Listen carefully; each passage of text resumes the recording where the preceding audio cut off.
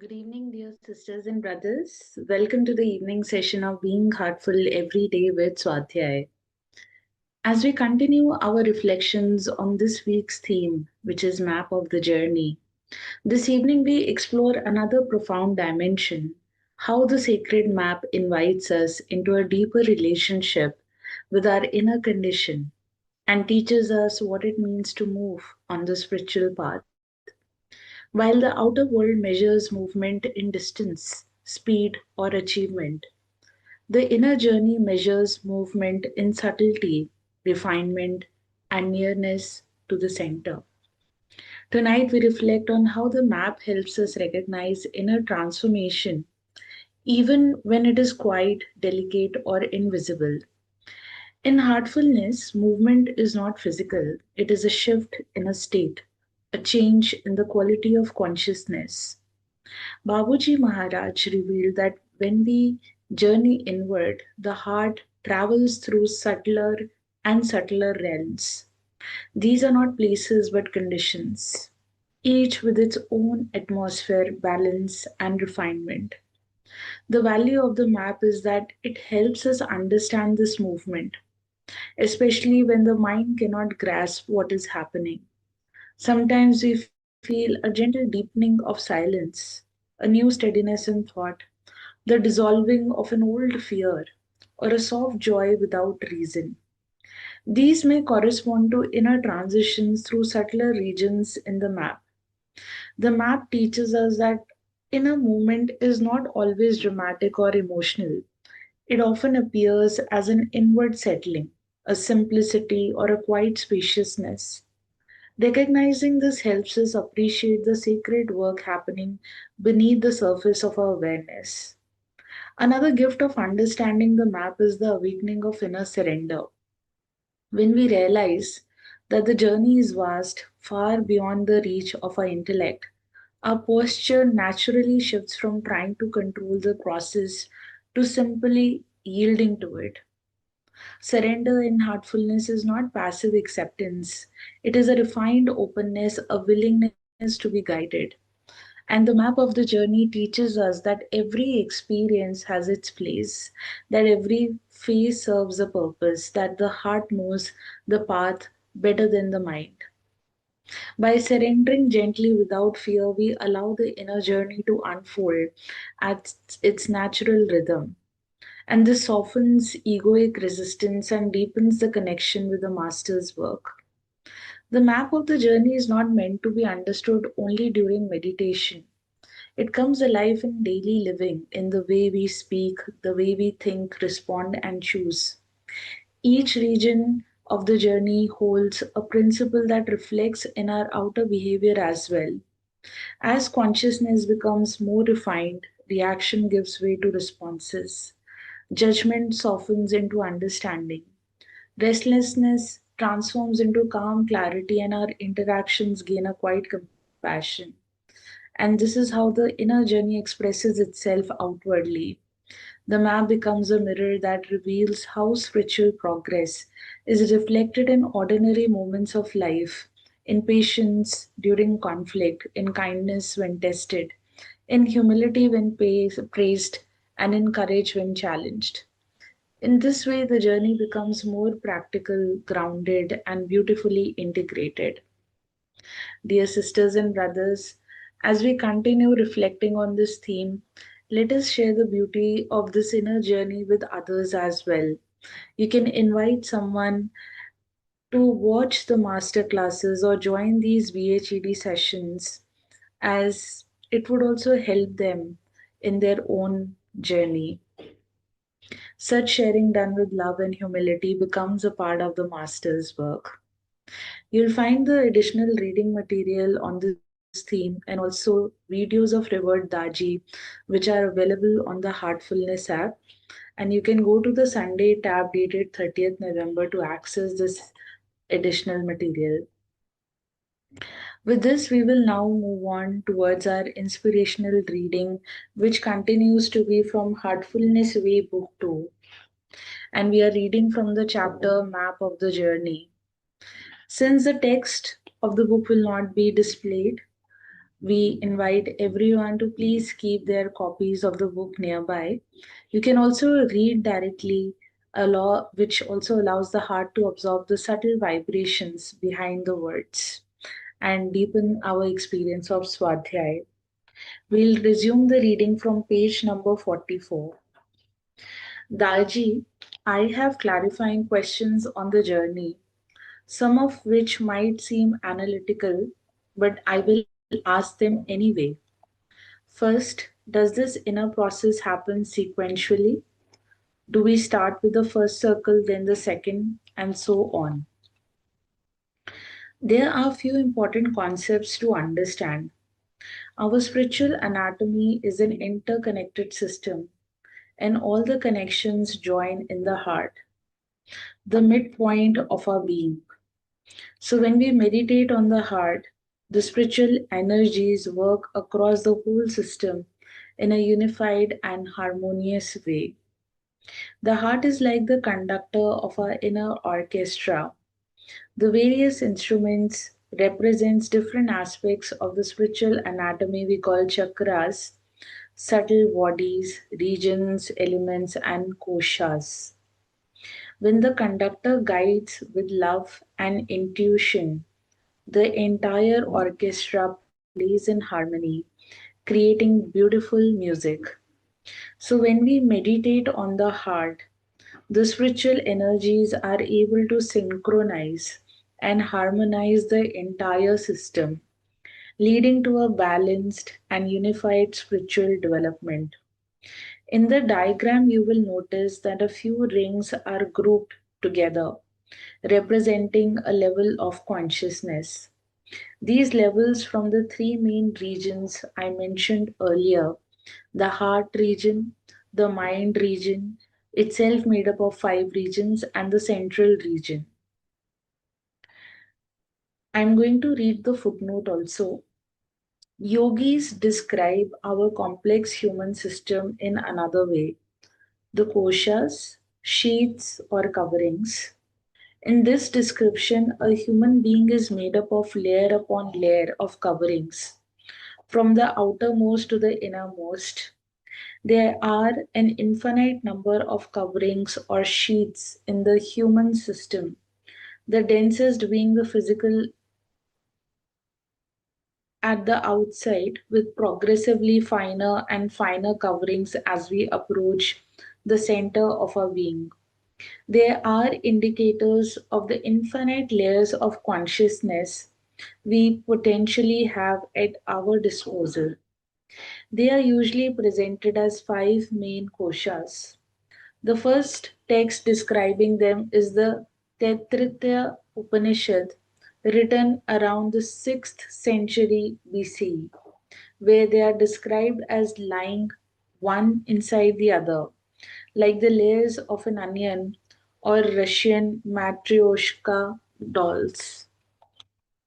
When Babuji defines the region in this way, there is a tendency to think that work happens sequentially, much like our education systems, where a child moves from first grade to second grade and so on. But education is a multi-dimensional process. A child learns about all aspects of life at the same time: social, emotional, intellectual, and spiritual learning happens simultaneously, and the network of the spiritual anatomy is dynamic. Dear sisters and brothers, let us take the pause from the reading and let us take a few moments to rest in the atmosphere created by this profound reading from the book Heartfulness Way, book part 2. We will now offer the universal prayer together. All brothers and sisters are being filled with love and devotion, and real faith is growing stronger in them. सभी भाई बहन प्रेम और भक्ति से भर रहे हैं और उनमें सच्ची श्रद्धा दृढ़ होती जा रही है.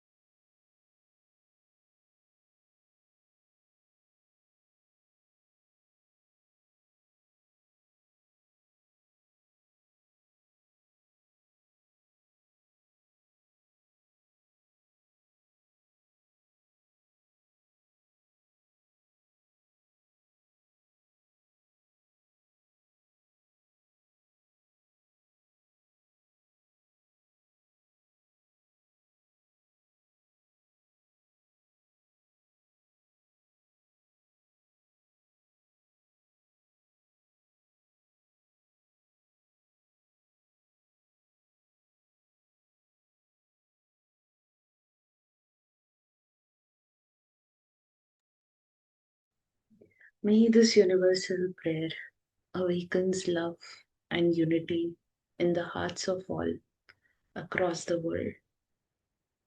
Dear sisters and brothers, before you rest tonight, take a few moments to offer the reflections for the day and to offer your bedtime prayer with sincerity, acknowledging gently and resolving quietly and resting in remembrance.